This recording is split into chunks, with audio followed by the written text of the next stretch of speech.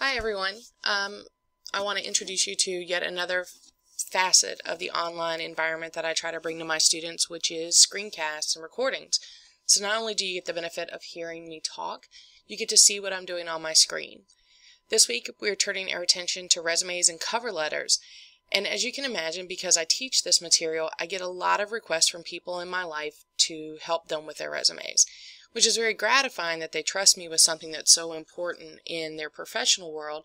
However, sometimes I feel like I'm completely out of my depth, especially in situations with resumes in fields that I'm unfamiliar with.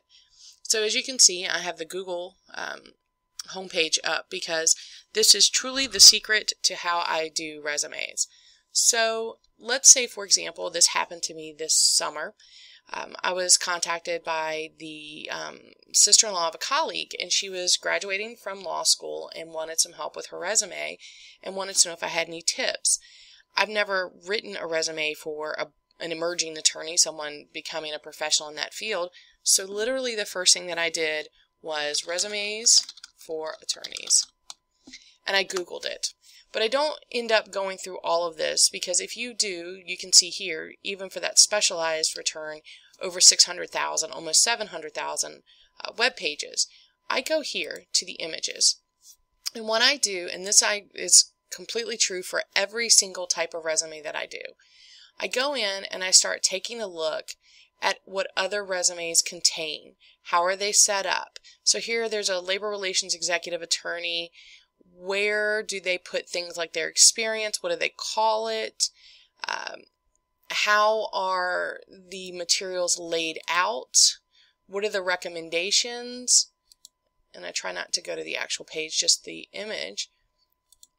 I look at the format. What do they do in terms of prioritizing?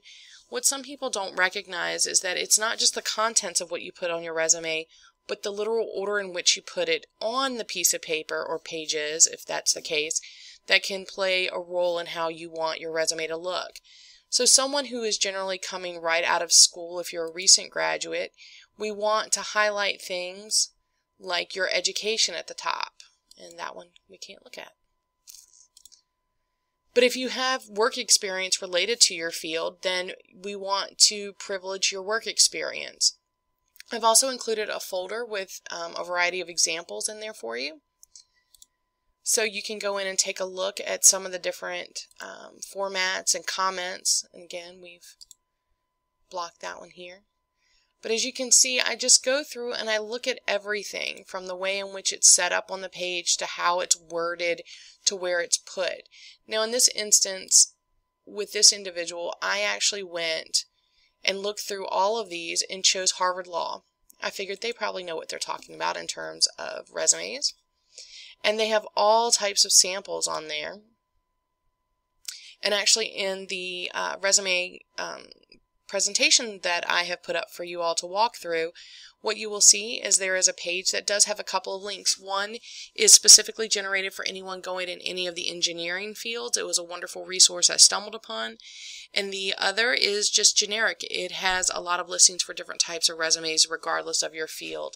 And it's built for the student environment, the academic environment. So they are there for you also to go take a look at so you don't have to kind of weed through.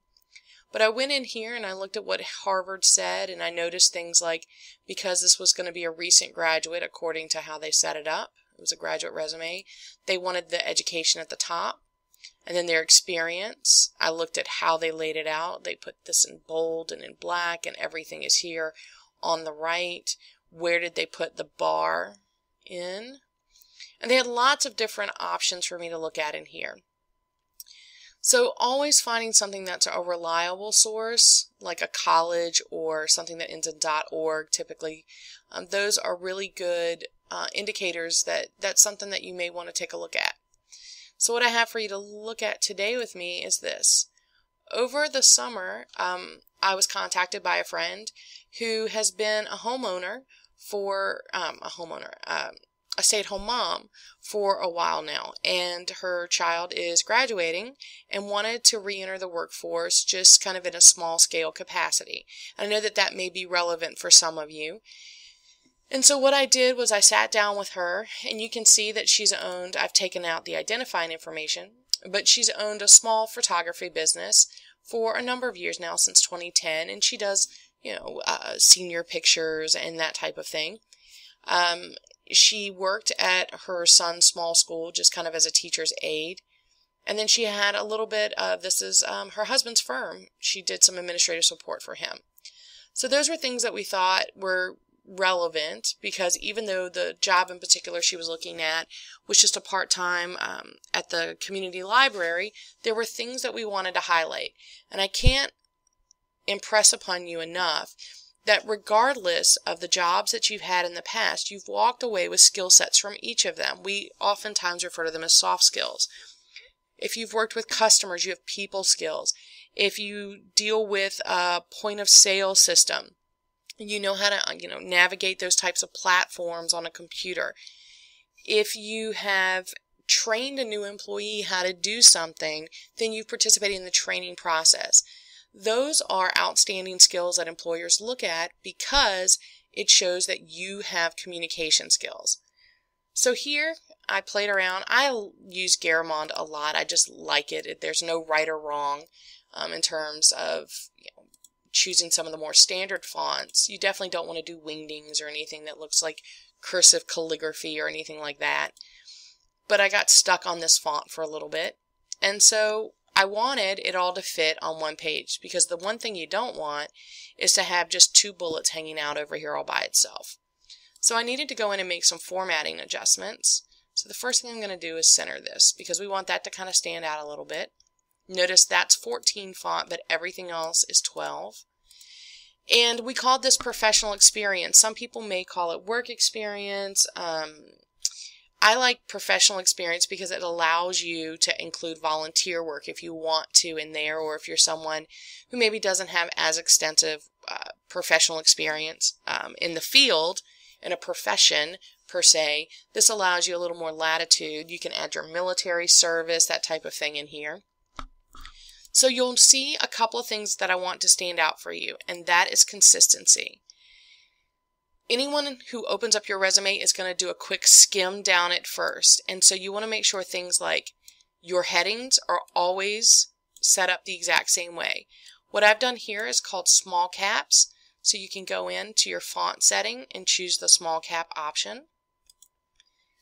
And that's there. Otherwise, here I'll show you what it looks like if it's not like that. I just think it looks a little cleaner. It helps that stand out just a little bit. And people ask me all the time, Amy, how did you get that line there? Because you want to try to do it with the underline key, and that doesn't work. This box right here, see, you could do all types of things with it if you're watching in the background. But I choose so there it is. I highlight it once I write it in. I go here to this box, and I choose bottom border. And now I have a line that goes from margin to margin. Makes your life a lot easier. Now, one thing that trips people up a lot is how to get everything, your dates, aligned on the right-hand side. First of all, I never work without having my ruler open in front of me in a document. That's this right here. And if you don't know how to find that, or if it's not visible on your screen, go to View. Make sure that there's a checkbox in the ruler. If not, it disappears. And that allows me to be able to better see and gauge where things are aligned. Are they correctly spaced? So you'll see that the line goes margin to margin that I've set. And I don't have a space here. I need to do that.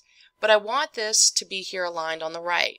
So I wish I could tell you there was an easier way, not the space bar, but I tab over as much as I can. And yet it's still not flush. So I just space over until it wraps down, and I know that there I am. I just backspace it, and I can simply take this, click there, and I can see now that the T in present aligns with the line at the end of professional experience. So I'm going to take that comma out. Oh, nope, I messed up. So we have to bring it back. This happens all the time when you're doing this type of formatting. So we'll tab 2010 to the present over. There we go. And again, you want to be consistent with things like the spacing. Notice I have one space on either side of my in dash. You want to be consistent. A lot of times I'll see this, or they've done it on one side and not on the other. Make sure you're looking through for that level of fine-tooth comb over your resume, because inconsistencies like that can indicate things like not enough careful attention to detail. And like any other resume, we just kind of highlighted some of the things that she does in her business. So if you're a business owner, you can see this as an example. This might be some wording that helps you. Since she was applying for a library position, we thought it would be important to highlight things like record keeping, because in the library she would have to do that. But it was really critical that we talked about things like building relationships, because if you're looking in terms of a small public library, it's about building relationships with people, knowing what they're looking for, how you can help them, this idea of customer service. So here we are at a small private school. We're going to align that just like we did the rest. 1, 2, 3, 4, 5, 6. There we go. And I took out again the name of the school. We just talked a little bit about what she did there, and again, because she was looking for a library position, we wanted to highlight the work she did with students, and that she worked in the library there on a volunteer basis a little bit. Then here, we're going to align that again. She helps her husband out some, so that's what she does there. But she's very active in her community, and so we decided, instead of rolling her volunteer service into her professional experience section, that we actually wanted to call that out in a specific area. Again, the type of job that she was looking for really highlighted her connection to the community. So we did it as community event, general committee member. And we just, again, I was trying to keep it all to that one page, which is not necessarily the case for everyone, but in this instance it was important.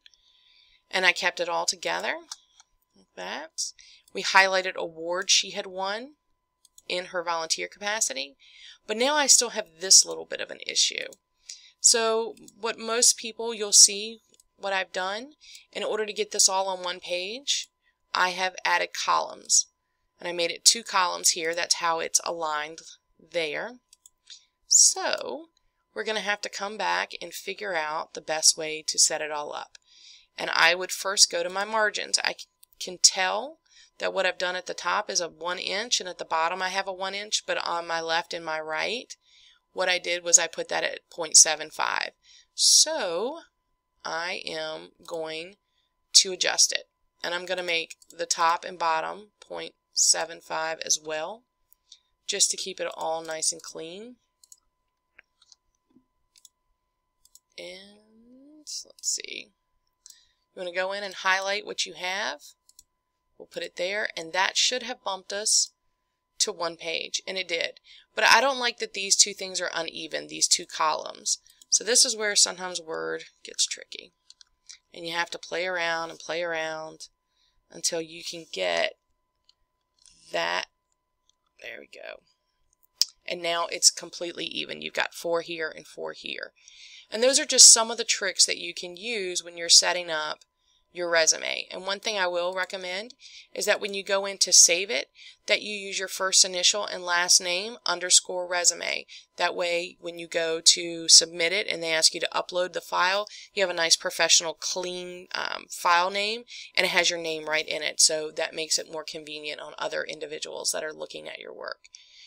So I hope that that helps you with just some of the little tricks that I use in order to format.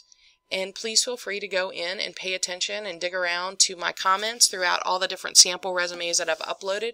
They range from recent graduates to current students and internships, and I actually use my own professional non-academic resume for you to look at. Because for some people that are mid-level like myself, a 1-page resume is not going to work for you.